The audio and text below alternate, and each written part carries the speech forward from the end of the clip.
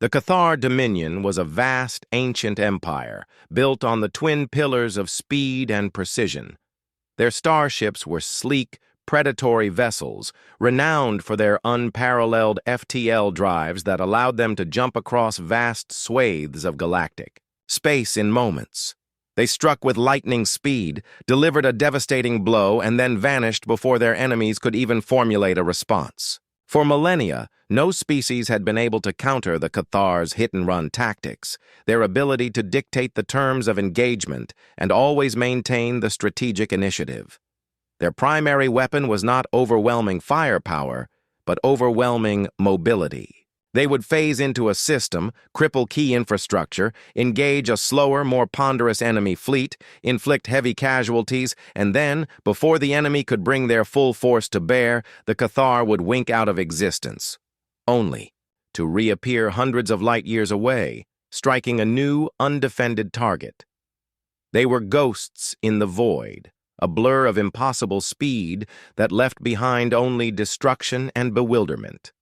The galactic Concordat, a defensive alliance of diverse species, had struggled against the Cathar for decades. Their conventional fleets, designed for set-piece battles and territorial defense, were simply too slow.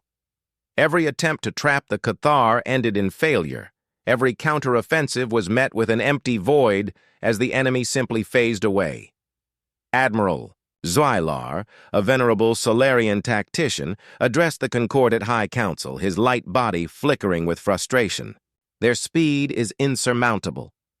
We deploy a defensive cordon. They bypass it. We send a pursuit fleet. They are already gone.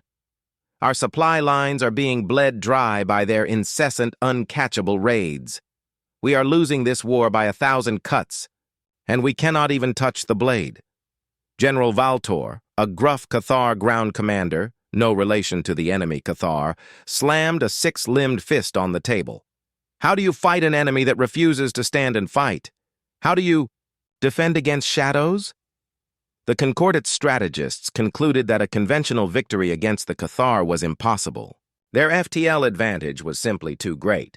The only recourse was to reinforce their core systems, build impregnable defenses, and hope to weather the storm, a slow, agonizing path to eventual defeat.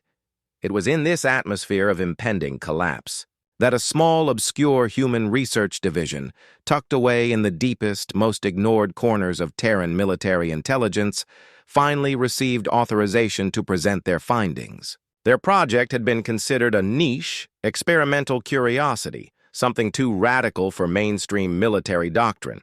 But now, with the Concordat on the brink, even the most outlandish ideas were being considered. The lead presenter was Captain Alistair Vance, a lean, intense man with the look of a long-distance runner, all sinew and bone, with eyes that seemed to constantly scan the horizon. He was not a naval strategist, but a specialist in evolutionary biology and human endurance. His presentation was unlike anything the High Council had ever heard. "Honored members of the Concordat," Vance began, his voice calm, even as the holographic displays showed Cathar raids devastating another system. "We are losing this war because we are trying to win a sprint against a species that is inherently faster. They move, they strike, they vanish. They are masters of the short, decisive engagement." He paused, letting his words sink in. Then, a slow, almost predatory smile spread across his face. "But what if we stopped trying to sprint? What if we started hunting?" He then displayed a series of unfamiliar holographic projections, images of ancient human persistence hunters, tribal men and women, relentlessly tracking prey across vast, harsh landscapes for days, wearing them down not with speed, but with sheer, unyielding endurance. He showed modern human ultra-marathon runners, pushing their bodies to impossible limits, covering hundreds of kilometers without rest. Our species, uniquely among the Concordat, evolved to be persistence hunters. Vance continued, "We are not the fastest. We are not the strongest. But we are, pound for pound, the most enduring. We can run, track, and pursue for longer than any other species on our homeworld." This isn't just a physical trait, it's a psychological one. We simply don't give up. My proposal, Vance concluded, his eyes blazing with conviction, is to form a specialized unit. Not faster ships, not stronger weapons, but Attrition Hunters, crews of human endurance specialists, in ships designed for maximum self-sufficiency and long-range tracking. We will not win sprints. We will win the marathon. We will not trap the Cathar. We will simply never stop chasing them until they break. The High Council stared, bewildered. Were these humans suggesting that ancient hunting tactics, evolved on a single distant planet, could be applied to interstellar warfare? It was, to their perfectly logical minds, a profoundly illogical concept. But then again, so was everything else about humanity. And they were desperate. The formation of the Attrition Hunter fleets, quickly nicknamed the Hounds by the more conventional forces, was a logistical and psychological challenge. Captain Vance was given command of the first Hunter fleet, designated Patience's Fury. His flagship, the TDFS Endeavor, was unlike any other Concordat vessel. It was slow, heavily armored, and packed with redundant systems, massive fuel reserves, and extensive recycling units for water and air. Its crew quarters were designed for maximum comfort and morale for years-long deployments.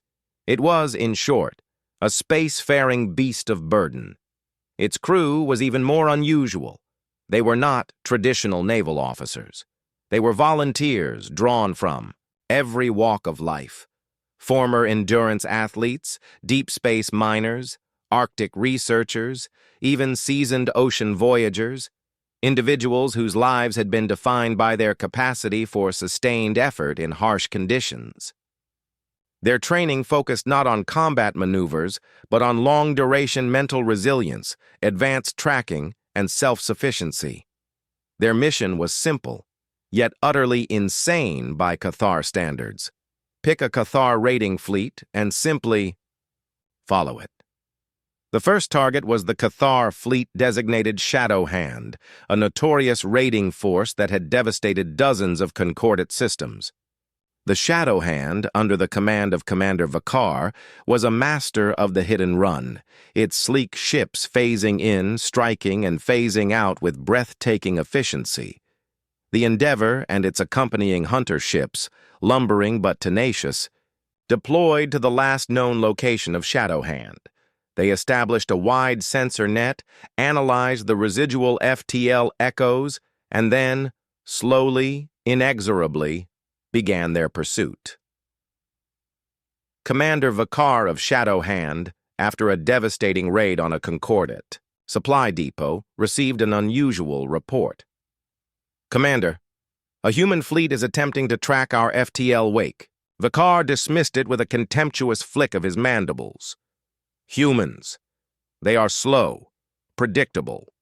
They will chase for a few jumps, exhaust their fuel, and then give up, as all others do.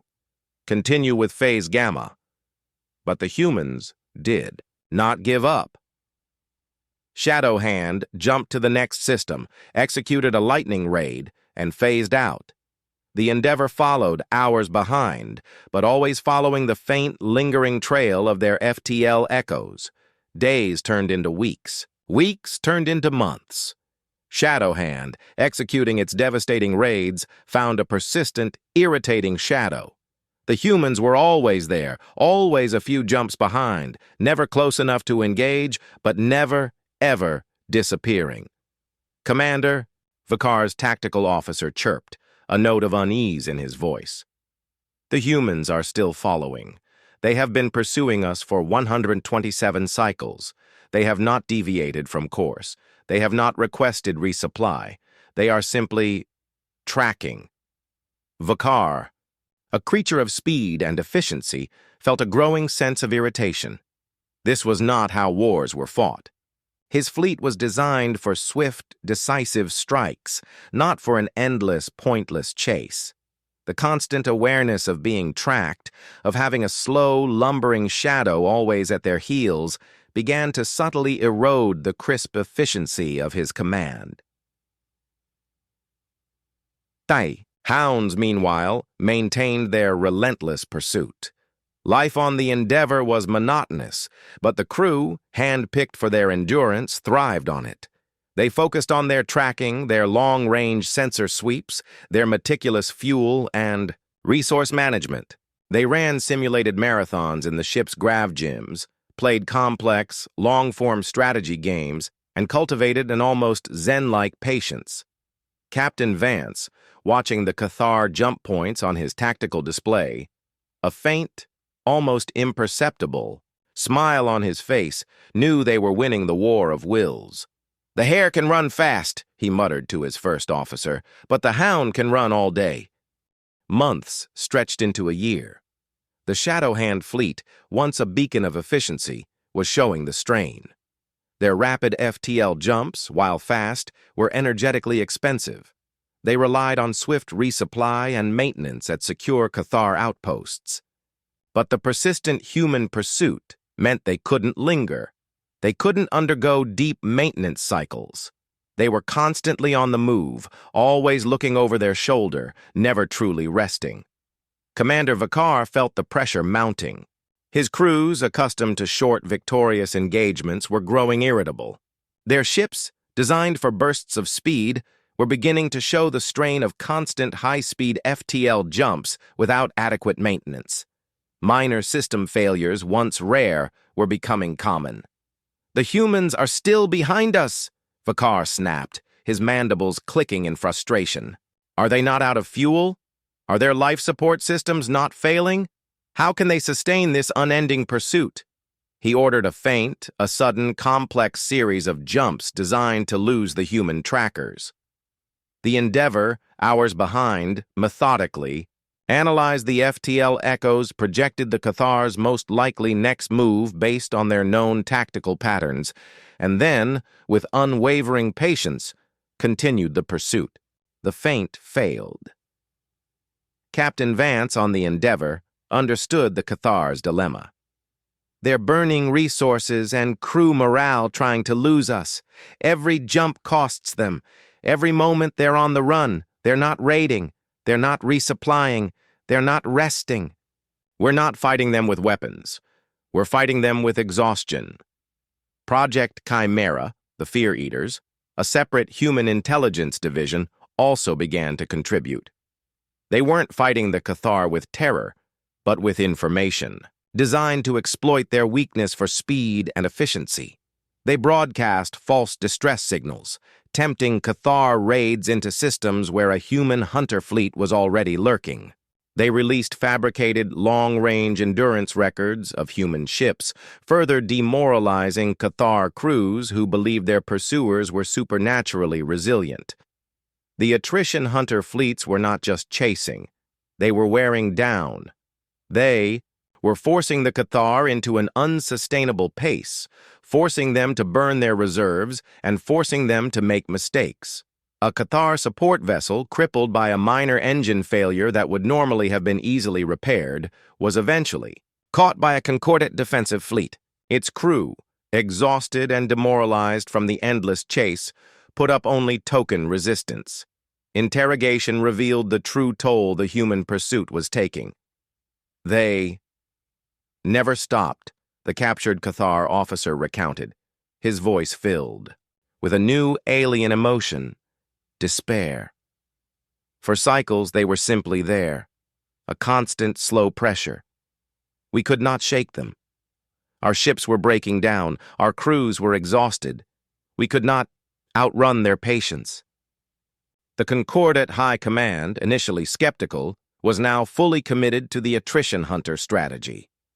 More hunter fleets were commissioned, staffed by even more volunteers eager to apply humanity's unique brand of stubbornness to the Cathar threat.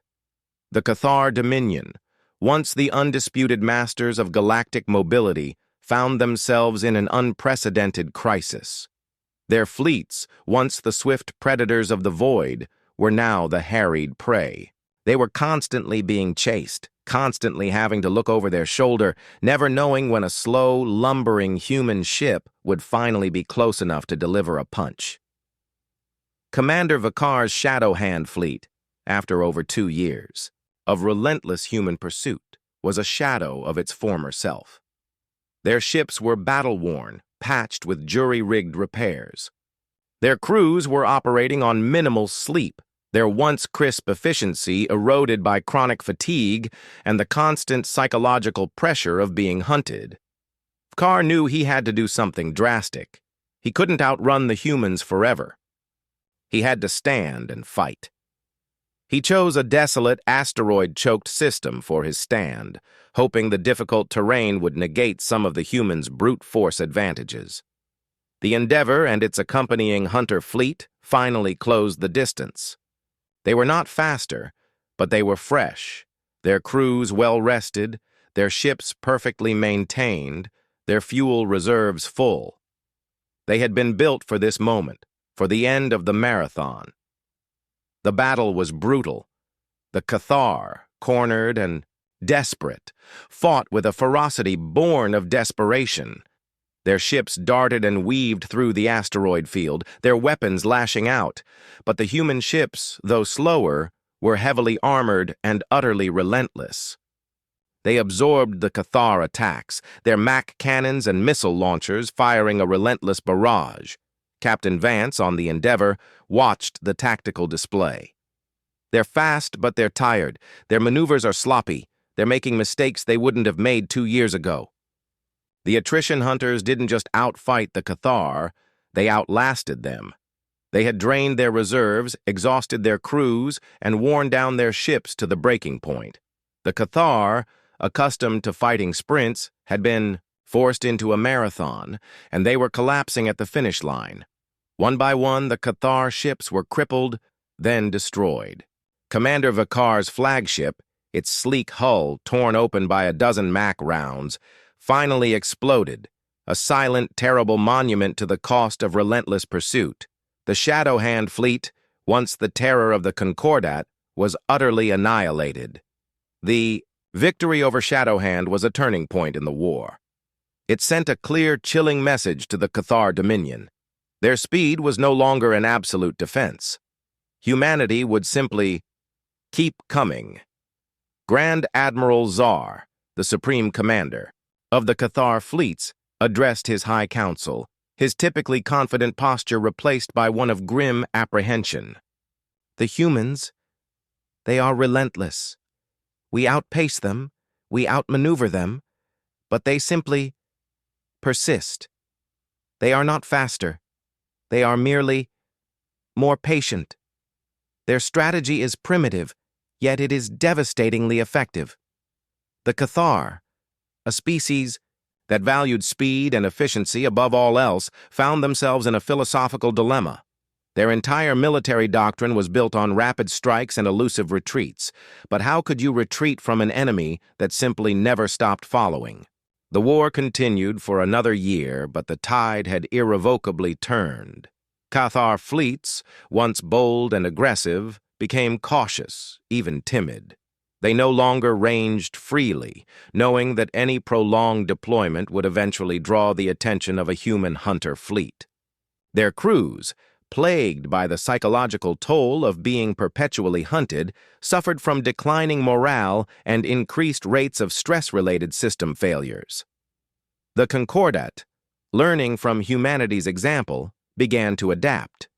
They designed new ships with larger fuel reserves and more robust, redundant systems. They trained their own crews in long-duration missions, understanding that the Cathar could not be sprinted down, but they could be worn down. The war ended not with a grand, decisive battle, but with the quiet, ignominious surrender of the Cathar Dominion. Their fleets were not destroyed. They were exhausted. Their empire was not conquered. It was simply too tired to continue. They had been bled dry not by overwhelming force, but by the relentless, unyielding pursuit of humanity's attrition hunters. Captain Alistair Vance, now a celebrated admiral, stood before the Concordat High Council. He was no longer the obscure researcher. He was the hero who had taught the galaxy a new way to wage war. The Cathar were faster, smarter, and technologically superior in many ways, Vance stated, his voice calm and clear. But we simply ran longer. We never stopped.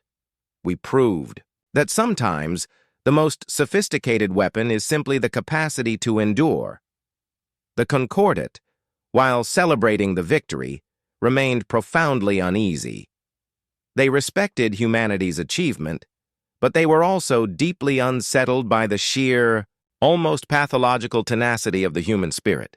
To pursue an enemy for years across hundreds of light years without ever letting up, it was, to their ordered sensibilities, an act of almost terrifying stubbornness. In the aftermath of the Cathar War, humanity's standing in the Concordat was irrevocably changed. They were no longer the chaotic newcomers.